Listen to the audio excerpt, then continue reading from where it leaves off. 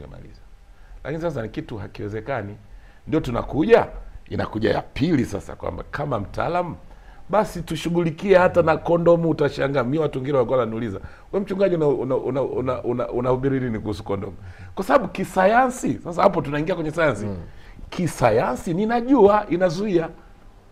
Kwa hiyo sasa hapo ndio kuweka sayansi na imani. Kwa hiyo kuna kipindi naweza nikazungumza kama mchungaji, kuna kipindi naweza nikazungumza kama mwanasayansi. Na sasa wengine watasema utachanganyaje viwili? Je, mtu akiwa askari akiwa yuko kwenye mapambano kwenye vita asiue kwa sababu yeye ni Mkristo au ni mshikadini mzuri? Si kweli. Kuna taaluma, kuna.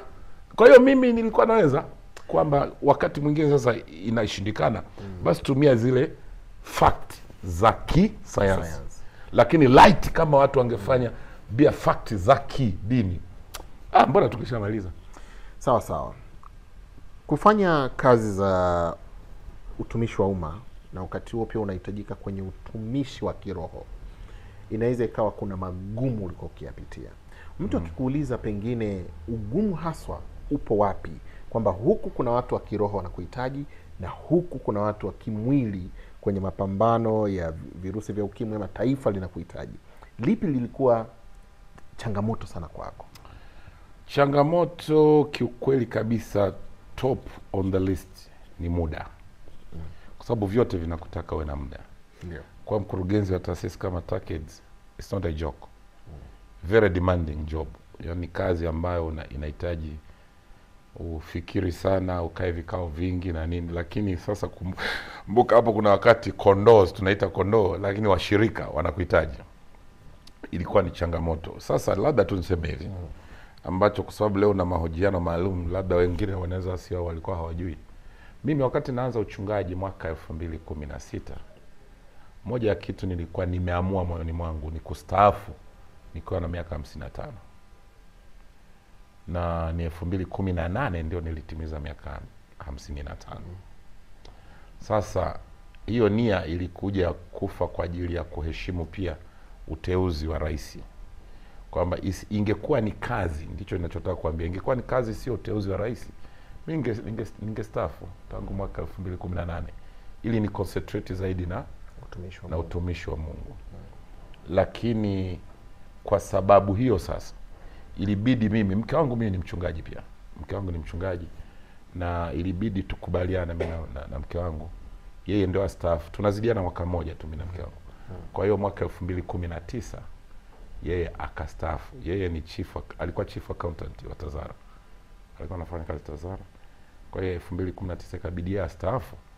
Yeye ndio concentrate na kanisa kwa sababu nao ni washirika wanakuhitaji day in day out. Kwa mfano leo mmekuja ofisini kwangu hapa. Ni bahati nzuri tu simu nimeweka silent mode. Lakini wakati wote washirika anakuhitaji unakuwa available. Niko ofisini na mimi nakuja ofisini kabisa. Na nafanya kazi ya Mungu. Kwa hiyo sasa changamoto kubwa, ukiachia zingine ndogo ndogo, lakini kubwa ni kupata muda wa kufanya vyote viwili.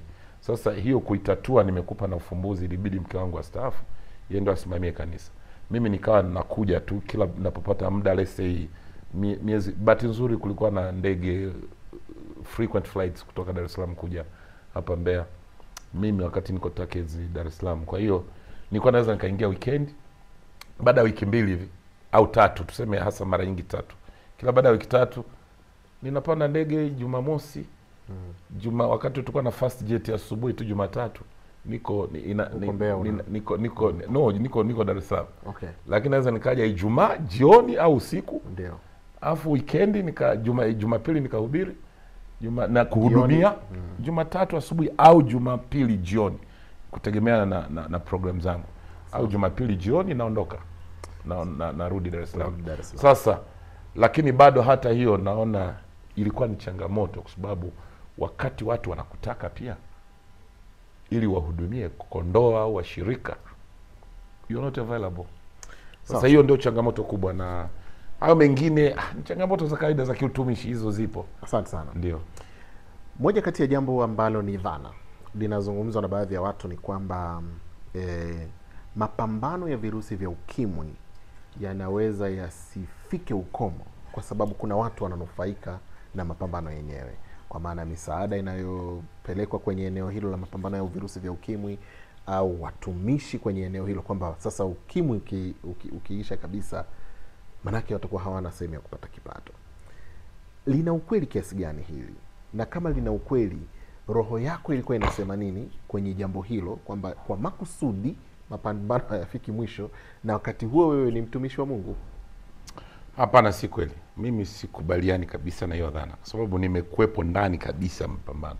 By the way, mimi sikuanzia TACAIDS.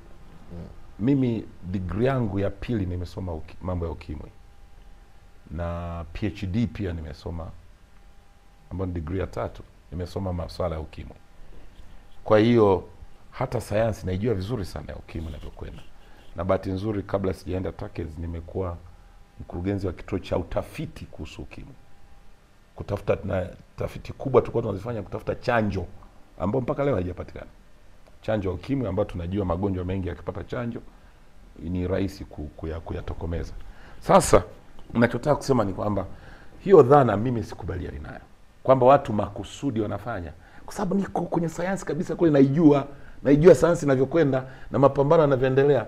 Ashukuriwe Mungu, hata sasa hivi unaona, hata sasa hivi ukimwi mimi nilioanza kudhibiti mwaka 95 sio ukimwi ambao upo sasa hivi. Na ndio maana hata leo, hata mimi nimeingia TACAIDS, watu mpaka wanauliza mbona kama siku hizi kelele za ukimwi zimepungua. Wale waliokuepo miaka ya 90 na au kuanzia 86 wakati ukimwi unaingia Tanzania, kelele za udhibiti wa ukimwi, radio, TV, sijui nini, kila kikao. Nakumbuka mwaka 2021 mpaka mstaafu Rais marehemu Mkapa akasema kwamba sasa ni janga la kitaifa. Kwa hiyo kila kwenye idara, kila kwenye taasisi tuzungumze kuhusu ukimwi. Sasa hayo mapambano iko hivi. Haya, kwa mfano sasa, ugonjwa upi sasa ambao unaweza kusema hauna misaada? Malaria. Na yenyewe wanakwamisha watu usiishe. Magonjwa kwa binadamu yapo na yataendelea kuwepo, na jitihada za kuyadhibiti zipo. TB, mimi nimefanya kazi pia kwenye research. Kuna TB, malaria, ni magonjwa makubwa ambayo yanaendelea kutesa jamii. Sasa kwa nini useme tu kwenye ukimwi ndio watu hawataki uishi? Sawa sawa. Na kifupi ni kwamba Ndio, hata ikipatikana chanjo au ikapatikana dawa, bado itaendelea kuwa ni sehemu ya mapambano kwenye afya, kwa sababu unless upate kitu ambacho kinakata kabisa, kama tulivyotokomeza sijui nini tunasema smallpox, ndui, inaweza ikatokea neema hiyo ukatokomeza, lakini magonjwa yataendelea kuwepo. Na sidhani kama watu wanafanya makusudi, sikubaliane, kwa sababu nilikuwepo ndani kwa wanasayansi, tunafanya kazi na Marekani na Uingereza na Wajerumani, maabara makubwa na nini, watu walivyo committed. Tena watu washukuru Mungu, wanasayansi they are doing very great job. Wanasayansi wanafanya kazi kubwa sana kutafuta kujiondoa katika hili, wala sio kwamba ili watu waendelee kula pesa, si kweli. Kwa kifupi, unaamini kwamba ipo siku tutafika zero kwenye maambukizi ya virusi vya ukimwi? Ninaamini kwa jitihada, hata kama sio katika uhai wetu sisi, lazima. Na hakuna ugonjwa ulishawahi kuwa ukawa ni wa milele, na historia zinaonyesha hata kama ilichukua miaka mingi. Kwa mfano, leo ukipata chanjo tu, kama nilivyosema, mimi nimefanya kazi kwenye tafiti za chanjo, hata hiyo ndui tunaosema, nilikuwa nakueleza smallpox, ndui ilitokomezwa kwa sababu ilipatikana chanjo ya ndui. Watu wanachanjwa chanjo, mwisho wa siku hata virusi vyenyewe vikapotea. Kwa hiyo mimi naamini na kwa sababu sasa naingiza na uchungaji, kwa tunavyomwomba Mungu, tunavyofanya jitihada za kutafuta chanjo, kuna siku Mungu atatuwezesha, chanjo itapatikana na ukimwi utaenda zero. Ni Leonard Maboko, mtumishi wa Mungu ambaye amehudumu kama mkurugenzi mtendaji wa TACAIDS, amehudumu kwenye nafasi ya NIMRI hapa Mbeya, kwa maana ya kiongozi wa taasisi hiyo ya NIMRI, lakini Inuka Afrika, bila kusahau kwa sasa nafasi yake kubwa ni kiongozi wa kiroho ama mchungaji kiongozi kutoka THM, Total Healing Ministries nchini Tanzania, na hapa tunazungumza naye kanisani kwake, kanisani kwake jijini Mbeya. Wakati tukizungumza hapa masuala ya utumishi wa umma, nimekumbuka jambo. Tunafahamu kwamba kwenye utumishi wa umma kuna ushawishi mkubwa sana wa hongo, rushwa na watu kutaka kupenyeza mambo yao. Sasa wewe ni kiongozi mkuu wa taasisi ya TACAIDS ambayo bila shaka kuna watu wanakuja kwenye mfumo kutaka kupenyezewa mambo yao. Ulikuwa unaweza kuyakabili vipi? Nimecheka kwa sababu mimi wala sio swala la kwanzia tu labda TACAIDS. Mimi nimekuwa daktari hospitali. Nitakupa story ambayo itajibu kila kitu. Siku moja mimi nafanya kazi hapa Mbeya kwenye idara ya kina mama. Amekuja mtu mmoja, sitaki kumtaja hiyo ethnic group yake kwa sababu naweza kaonekana kama ninawanyanyapaa watu, lakini amekuja ameleta mke wake. Mke wake kujifungua, ni watu wanajulikana, wana pesa, ni aina fulani ya Tanzania. Sasa amekuja, mimi niko zamu, akaja akaleta burungutu. Enzi hizo mimi mshahara wangu shilingi 10,000, analetea burungutu la 30,000. Mara 3 ya mshahara wako. Mara 3 ya mshahara wangu. Anaambia bwana, hii hapa, nikisema lafudhi zao utasema au tumeshawajua. Kuna pesa hii hapa, ninatoa kama shukurani, lakini ili umhudumie vizuri mke wangu ajifungue salama. Nikamwambia hivi, kuna tofauti kati ya shukurani na hongo. Hii unayonipa ni hongo, mimi sitaipokea. Ni jukumu langu mimi kumhudumia, nalipwa na serikali Jamhuri ya Muungano wa Tanzania, taasisi naoifanyia hapa hospitali ya Rufaa Mbeya, kama daktari wa magonjwa ya kina mama. Mimi sitaipokea. Mimi nakupa shukurani. Tunamwambia hii sio shukurani, ni hongo. Niliacha, nikamhudumia huyo mke wake, kajifungua salama. Na baadaye imepita kama mwezi hivi, akaja tukakutana naye mtaani, akaniambia wewe ni mtu wa ajabu, lakini naomba basi leo tu basi nikupe shukrani. Nikamwambia leo nitachukua. Alinipa soda, ilikuwa sikukuu sio ya Christmas na nini, akaniambia nikununulie crate ya soda, chukua, na hata hii hela utanunua chakula nini nyumbani. Nikamwambia sawa, hii ni shukrani. Sikiliza, shukrani haikatazwi. Mimi nikiridhika na huduma yako, hata wakati mwingine wewe umeshasahau, nikaja kuambia tu bwana nakushukuru, ulishawahi kunihudumia vizuri. Hicho hata Mungu anataka tumshukuru, sio shida. Tatizo ni hongo. Sasa mimi nilikuwa mwepesi kujua hongo ni nini na shukrani ni nini. Sawa, kwa hiyo umeziepuka. Sasa mimi mambo kama hayo, ndugu yangu, mimi nakwambia hivi, uliza watu ambao wamefanya kazi na mimi kote nilikopita. Na nilikuwa najua yule mzee Mnoko, kifupi tu, yani nazaa yule mzee Mnoko. Na wala usiende ukamtangulizia hiyo nani. Kama unataka kama unataka Dr. Maboko akuhudumie, nenda kabisa wewe kama wewe, shughulika, atakupa full attention. Mimi ukinitangulizia hiyo, tena ndio unaniput off kabisa. Naambia siwezi kwenda kinyume na imani yangu mimi. Sawa. Sasa hilo ndio nimekuambia, kama mfano kadogo tu kalikotokea enzi, ndio tena ni kijana kabisa ndio nimeanza taaluma ya daktari. Kwa hiyo bwana ni wewe tu imani yako, na imani yako inakuponya, inakusaidia kufanya kitu sahihi. Asante sana Maboko. Naam, ni mahojiano maalum na Dr. Maboko kuhusiana na safari yake kwenye utumishi kwa kifupi sana, na naamini tutatafuta wakati mwingine tuzungumze kwa upana. Leo tukiwa Mbeya hapa, majukumu yetu na ujazo wenyewe wa maudhui unatutaka walau tuzungumze kwa dakika hizi 30 tulizozungumza naye. Dr. Maboko, tunakushukuru sana kwa mazungumzo haya, lakini wakati tunahitimisha, ningependa kujua kwa mtazamo wako na kwa unavyofahamu pengine historia, kwa nini Mbeya inatajwa kuwa na makanisa mengi zaidi?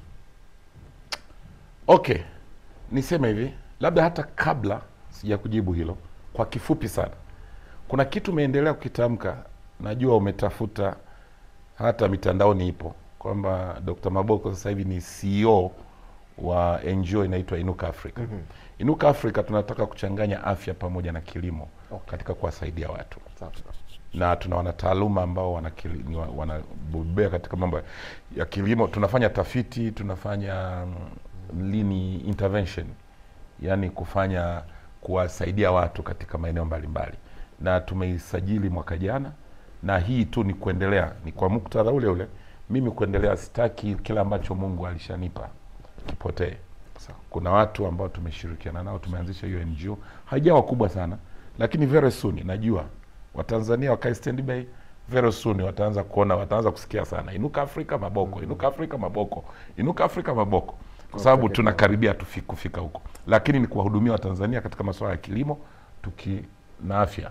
Bila afya huwezi kufanya kilimo, bila kilimo pia hata afya nayo inaweza ikawa lishe. Umezungumzia lishe, tunahitaji mazao, tunahitaji, kwa hiyo mambo ya lishe na vitu mbalimbali, nisiende kwa undani. Kwa hiyo kwa kifupi, nina NGO inaitwa Inuka Africa ambayo tumeshaanza kutafuta namna ya kutake off. Nafikiri very soon, kama sio mwakani, nafikiri tutasikika sana katika hata vyombo vyenu. All the best. Sasa kwenye hiyo swala, kwa kifupi, Mbeya inajulikana kwamba wamishonari wengi wa makanisa mbalimbali. Kwa mfano mimi nimesali TAG kwa muda mrefu, Tanzania Assemblies of God, lakini inasemekana, nafikiri kama sio miaka 30, kama sio mwaka 1930, wamishonari wa kwanza walifika kijiji kinaitwa Igale hapa Mbeya. Ukizungumzia Igale ni very popular place. Ni hapo Mbalizi, unaenda ndani kidogo panaitwa Igale. Ni kama unaelekea Umalila huko. Kuna kijiji kinaitwa Igale. Ni eneo la Wasafa. Wasafa wapo wengi sana pale. Kwa hiyo pale ndio chimbuko la Assemblies of God, ndio chimbuko la Holiness. Lakini sasa hapo siwezi nikajua vizuri. Huku Tukuyu, Kiela nako nafikiri ni chimbuko la Moravian. Moravian nao ni makanisa kwanza hapa nchini, hao yalianzia huko. Sasa kwa historia hiyo imefanya Mbeya kuwe na wachungaji wengi, kuwe na watumishi wengi, hata sio wachungaji lakini wahubiri, lakini kuwe na Ukristo ambao umeenea sana katika Mbeya. Mimi nimefika Mbeya, nitakuchekesha, nilikuwa naona kama watu wa Mbeya wote wameokoka. Sisi tunawaamini katika wokovu. Kila ukipita tu, Bwana asifiwe, ubarikiwe. Yaani hiyo ni lugha, yani common, ishakuwa ni kitu common miongoni mwa watu. Au ana imani au hana imani, lakini ndio lugha imeshaingia. Kwa hiyo ndio sababu nafikiri wale wa mishonari wa kwanza walioeneza Ukristo pia walikuwa chimbuko lao ni Mbeya. Naamini ndio iliyosababisha. Asante sana kwa mtazamo wa Maboko. Nashukuru. Asante sana. Asante. Shukrani. Naam, ni Dr. Leonard Maboko tukizungumza naye kutoka ni Dr. Leonard Maboko tukizungumza naye kutoka hapa ofisini kwake Forest Mpya jijini Mbeya, ambako pia kuna kanisa lake la THM, Total Healing Ministries. Total Healing Ministries. Vinginevyo, hii ni Mbeya na mimi ni Lambert.